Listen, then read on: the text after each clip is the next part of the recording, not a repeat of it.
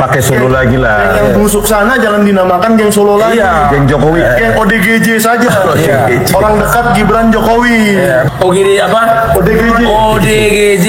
Orang dekat gangguan jiwa. Pada mau gila. Sebagian dari keuntungan apapun dari buku ini insya Allah akan kami sumbangkan kepada satu Pak Bambang Tri, seperti Pak Rafi Harun, Said Didu, Rocky Gerung. Ini juga kan sekarang posisinya kan tetap aja nyerang Pak Jokowi. Daripada kita nyembur yang nggak karu-karuan mulut kita ini yang jadi sampah, kenapa nggak berpikir yang lain untuk sama-sama membangun gitu loh? Kasih ide apa kasih ide apa? Idenya ya bukan jadi komisaris. Assalamualaikum warahmatullahi wabarakatuh. Balik lagi bersama saya Akbar CK. Roy Suryo CS sedang sibuk-sibuknya menjajalkan barang dagangannya. Apa itu? Buku Jokowi White Paper. Buku yang isinya hanya fitnah-fitnah mereka terhadap Pak Jokowi. Bukunya nggak laku-laku, mereka jual nama Bambang Tri. Tifa mengatakan, hasil dari penjualan buku tersebut, keuntungannya akan didonasikan untuk Bambang Tri dan juga relawan mereka yang dengan setia menemani. Siapa lagi kalau bukan emak-emak yang terus-terusan menemani mereka dan yang terus-terusan demo. Tahulah teman-teman ya. Tak hanya itu saja, kita akan mendengarkan Pak Iya Subiakto beri pesan monoho, pesan yang keras untuk Rocky Garong, Repli Karun, dan juga si Said Gadu yang terus-terusan ribut menyerang Pak Jokowi, sama sekali tidak memberi kontribusi untuk negara ini. Jangankan ide-ide, kontribusi pun nggak ada mereka untuk negara ini, hanya terus-terusan bikin ribut dan bikin gaduh. Nah, sebelum kita ke videonya, jangan lupa like dan share. Tanpa lama-lama, yuk kita saksikan videonya berikut ini. sudah bersepakat ya. Sebetulnya biaya Rp500.000 maupun Rp290.000 itu adalah harga cetak gitu ya, kan kami harus mencetak begitu. Tapi kalau ada keuntungan, kami sudah bersepakat ya, sebagian dari keuntungan apapun dari buku ini insya Allah akan kami sumbangkan kepada satu Pak Bambang Tri untuk membantu beliau agar beliau jadi apa ya, beliau itu kan kehilangan tahun-tahun produktifnya ya, selama bertahun-tahun di penjara itu kan kasihan sekali. Nah, kami ya dengan segala keterbatasan kami akan membantu dari sebagian hasil keuntungan dari buku ini. Maka mohon bantuannya supaya buku ini bisa sebanyak mungkin bisa terbeli sehingga semakin banyak aktivis-aktivis yang di penjara bertahun-tahun. Kemudian juga para relawan ya Pak, kami juga dibantu oleh para relawan yang selalu mengikuti kemanapun kami pergi, di pengadilan kami ditemani, di demo kami ditemani, kami ke DPR kami ditemani, banyak sekali dari seluruh Indonesia. Kami juga sangat ingin bisa membantu mereka melalui hasil dari buku ini. Itu Pak Heri ya. Mohon doanya ya Pak. Buku yang isinya fitnah-fitnah kalian itu. Kemudian saya mau menambahkan tentang di DPR kemarin. Ya, jadi memang kami sebetulnya ingin menyampaikan kepada para komisi ya, Komisi 10 Pendidikan. Kenapa? Karena buku ini sudah tersebar mulai sejak selesai dicetak tanggal 29 Agustus, itu sudah tersebar para tokoh-tokoh, para rakyat Indonesia. Nah, kami khawatir kalau kami nggak menyampaikan kepada Komisi 10, nanti mereka wakil rakyat malah telah tahu tentang isi buku ini gitu. Jadi Alah, orang udah pada tahu isinya fitnah-fitnah kalian saja itu isinya ya, fitnah-fitnah kalian terhadap Pak Jokowi. Mana mau orang beli buku kalian? dokumen apapun itu sudah tidak sanggup lagi untuk memalsukan dirinya, apalagi dipalsukan oleh manusia. Jadi mohon maaf para pemalsu ijazah, Anda kudet. Para pemalsu ijazah, Anda kudet. Rismon ini merasa ini disindir sama Tipa ya. Para pemalsu ijazah, Anda kudet, kurang update. Rismon merasa pemalsu ijazah Yamaguchi-nya. Oh. Tifa, kau kalau ngomong jangan sembrono lah. Bahas soal ijazah palsu tapi duduknya di sebelah Rismon. Astaga, itu sama aja kayak teriak copet pas lagi duduk di samping maling dompet. Wajar aja Rismon kaget, matanya hampir copot, jantungnya udah kayak mesin cuci mode spin. Ijazah Rismon S3 dari Jepang kan juga palsu. Dia langsung kaget saat kau bilang tukang pemalsu ijazah itu kudet. Dipikirnya kau lagi nyindir Rismon. Tuh lihat muka si Rismon, langsung kecut kayak bau ketek. Berita-berita dan narasi-narasi dari ODGJ, orang dekat Gibran Jokowi, yang mengatakan diculik lah, dibunuh. Ya isinya kencang banget itu. Ada loh diculik. Ya kan? Itu kan supaya begini, supaya kelompok mereka itu salah. Nyatanya nggak gitu. Saya sudah ketemu Fadlizon, minta izin Fadlizon, dia akan lapor ke Pak Prabowo. Gitu. Yang jelas waktu itu mau saya cetak gitu, saya sudah ngomong ke Pak Fadlizon. Pak Fadlizon bilang oke, cetak aja, nanti belakangan saya tak lapor Pak Prabowo gitu. Berarti nanti di Jakarta pengennya ketemu Pak Prabowo sebentar. Iya, laporan soal buku itu lagi gitu loh, supaya tahu ceritanya seperti apa gitu loh. Itu aja. Nantilah masalah ijazah itu nggak usah disentuh, itu disentan aja nanti. Iya. Ya, gue kemana dong? Kalau gue ini begini Pak, ada aspirasi dari masyarakat Solo. Ya. Tolong dong, kami jangan dibilang-bilang geng Solo. Kota kami jadi jelek katanya. Saya setuju sih. Ya, jadi saya Geng Jokowi aja bilangnya gitu. benar juga ya. Kota Solo itu kota yang keren. Ya. Masyarakatnya, orang-orangnya mantap lah. Jadi nggak pantas untuk. Dan kemarin kita bedah buku di Solo, Ya. bedah bukunya Dan tuh. gini, saya di penjara kan teman saya orang Solo semua itu. Yang di penjara itu nggak saya nggak punya masalah mereka dengan mereka, dan mereka nggak pernah punya masalah dengan saya. Gitu. Malah setelah munculnya berita Bang Rismon Roy Suryo Tiva itu, malah mereka mendukung saya gitu. Jangan pakai Solo lagi lah. Yang busuk sana jangan dinamakan geng Solo lagi. Geng Jokowi. Geng ODGJ saja. Orang dekat Gibran Jokowi. OGD apa? ODGJ. ODGJ. Orang dekat gangguan jiwa. Pada mau gila udah. Yang kayak gini nih, yang ngakunya wartawan berlindung dengan undang-undang undang-undang pers ya. Michael Sinaga ini udah cocok nih ditangkap nih Michael Sinaga ini. Ya, udah cocok ditangkap nih, udah pantas ditangkap nih Michael Sinaga. Mas Budius bicara apapun harus punya empati karena punya pengalaman. Kita bandingin dengan Jokowi lah, Pak Jokowi. Ya, hidupnya dari kecil di pinggiran kali Surakarta. Bukan anak orang mewah. Dia bilang dulu makan 3 kali sudah kemewahan. Nah, sekarang begini, Pak Iyas. Kita ini kan adalah orang yang berada di barisan pendukung Pak Jokowi, bahkan Prabowo Gibran, kita di barisan pendukung itu.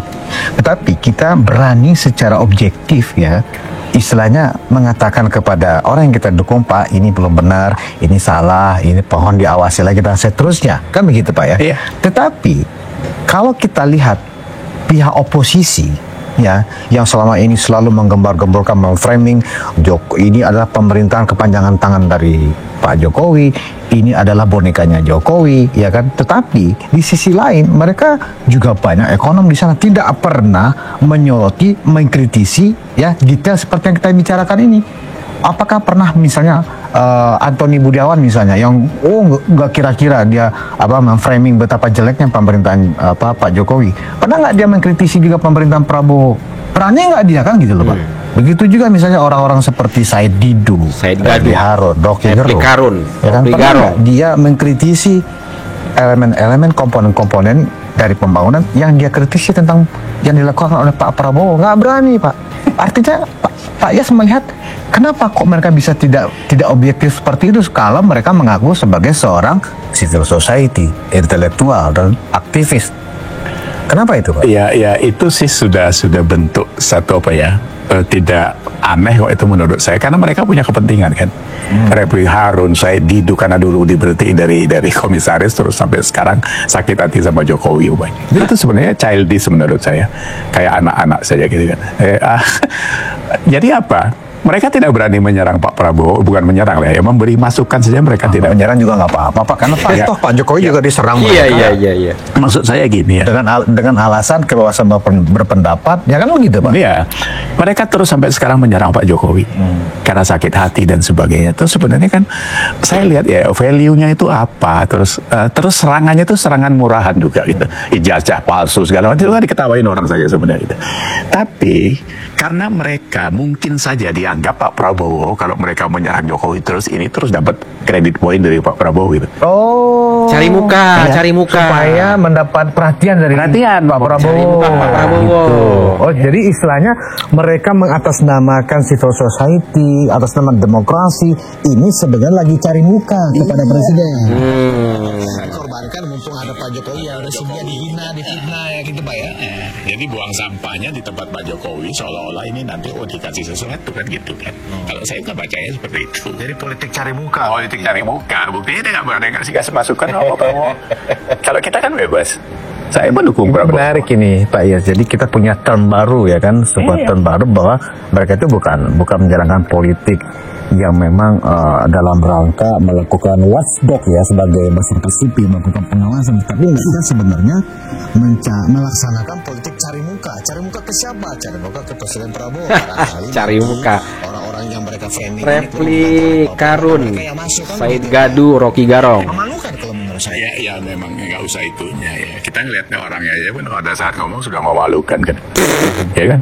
Orang-orang yang berkualitas katanya itu seperti itu dengan intelektualitas yang begitu tinggi, terus dia masuk di kubangan-kubangan sampah kayak gitu. Sebenarnya dirinya sendiri dimurahkan sama mereka. Kalau sudah menabrak kebenaran, nggak bisa. Karena apapun itu ya benar ya tetap benar. Itu bahaya. Nah, bagaimana Pak Iyas melihat Presiden Prabowo sebagai figur sentral di Republik ini sekarang menyikapi orang-orang politik cari muka ini di satu sisi dibandingkan dengan orang-orang seperti kita ya yang tetap mengkritisi secara objektif, memberikan pencerahan kepada publik secara objektif ya kan. Apakah Pak Prabowo juga tidak peduli juga pada semuanya, lebih peduli pada informasi yang diperoleh oleh para pembisiknya presiden sendiri? Gimana Pak ya sebenarnya? Ya kalau kita lihat itu kan ada 3 klaster. Pak Prabowo sebagai figur kepala negara, dia mendengar dari apa yang dari samping kanan kirinya. Yang kedua dari kita yang lebih netral. Kita nggak punya kepentingan. Saya bilang tadi kan ada 3 pilihan kalau menurut Sintohi itu kan ada ikut arus, apatis atau merdeka. Merdeka sekarang. Karena kita bebas untuk ngomong. Kita nggak perlu ikut arus karena kalau nggak benar kita nggak suka, kita nggak bisa ngapa-ngapain. Jadi, ya. Tapi kalau apatis juga tidak baik. Jadi apatis pada saat seperti kondisinya seperti ini, kalau Pak Mas Budi sudah pernah berpendapat dan mengkritisi pemerintah, kita sama aja sama penindas. Apatis. Membiarkan sesuatu keburukan, kezoliman kita membiarkan pada kita melihat setiap hari. Kita adalah orang yang zalim juga juga. Oke. Nah terus yang ketiga kelompok-kelompok seperti Pak Rapli Harun, Said Didu, Rocky Gerung ini juga kan sekarang posisinya kan tetap aja nyerang Pak Jokowi, tidak memberi apapun kepada Pak Prabowo gitu, ya kan? Walaupun itu sebenarnya sudah nggak masuk akal. Pak Jokowi kan nggak lagi di pemerintah. Iya, itu ini bukan soal masuk akalnya. Kalau saya jadi Pak Prabowo, ini kan termasuk pengganggu, meributkan masyarakat karena ada sosmed begitu terbuka sekarang. Ini sebenarnya sambalah masyarakat tuh dibiarkan presiden ya. Menurut Pak Iyas itu salah nggak sih presiden membiarkan masyarakat terbelah oleh para pengganggu ini? Saya pikir salah. Salah. Kalau menurut saya Pak Prabowo harus bersikap. Apa yang cukup normal, cukup wajar cara presiden mengingatkan ya untuk supaya jangan bikin rusuh.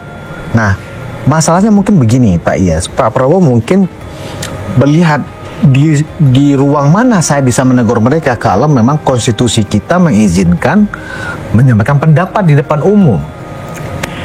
Ini bukan soal konstitusi yang menghalangi menyampaikan pendapat. Tapi kalau pendapat kita yang disampaikan itu sudah tidak pakai ukuran yang jelas, itu kan bisa merusak tatanan sosial. Ya diajak diskusi saja, panggil ke istana sebenarnya endingnya mau kemana kalian ini gitu. Oh, lo panggil saja. Kalau sampai 1 minggu atau 1 bulan terakhir saya amati Pak Said Didu terus menyerang Pak Jokowi ini bukan soal umpamanya Pak Prabowo ngomong, saya bukan soal saya tunduk dengan Pak Jokowi atau saya apalah dengan Pak Jokowi. Ini soal keamanan, kenyamanan bernegara. Jadi kan ini semua pihak kan harus menjaga ini gitu kan. Daripada kita nyembur nggak karu-karuan mulut kita ini yang jadi sampah. Kenapa nggak berpikir yang lain untuk sama-sama membangun gitu loh. Kasih ide apa kek, kasih ide apa. Idenya ya bukan jadi komisaris gitu kan. Jadi justru saran Pak Iyas, cara men-challenge orang-orang politik cari muka ini, panggil mereka ke istana, tetapi jangan bicara off the record di depan publik. Iya jangan. Ya harus ya harus. Kalau perlu begini, panggillah mereka-mereka itu, ya kan, dihubungi televisi, dialog secara terbuka dengan presiden. Benar pertanyaan tadi Pak Iyas. Oke, saya sudah dengarkan ini semua. Ending kalian ini maunya apa? Kan begitu. Tapi nggak boleh tertutup, Pak. Nggak boleh. Kalau tertutup, wah masuk angin pasti tuduhannya. Framingnya kan pasti begitu, kan begitu. Terbuka saja Pak Prabowo panggil. Jadi kan kita tanya, lu proses ini semua itu sebenarnya mau outputnya seperti apa? Gitu. Udah punya target apa sih? Gitu. Sekarang Jokowi kan sayang sekarang presidennya, kata Pak Prabowo. Kan? Harusnya kalian serang saya, kritik saya, ya kan? Karena saya lah yang sekarang pemegang mandat, kan begitu. Kenapa Pak Jokowi yang sudah nggak menjabat kalian serang? Tujuannya apa? Sebenarnya agenda kalian apa? Harusnya presiden bertanya itu ke mereka di depan publik. Loh iya dong.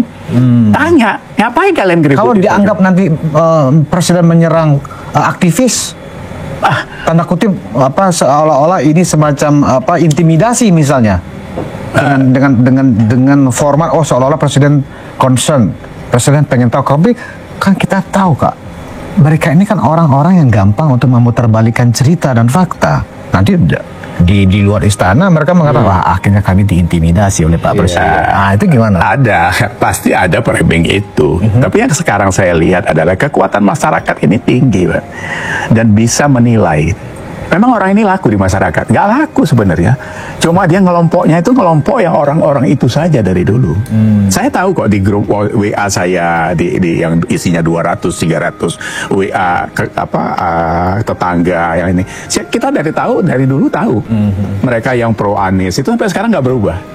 Dan orangnya itu aja. Makanya dulu saya bilang kalau kita di posisi 58,58. Nggak usah ngerepotin narik orang itu ke dalam sini, nggak perlu, karena pikiran mereka udah seperti itu.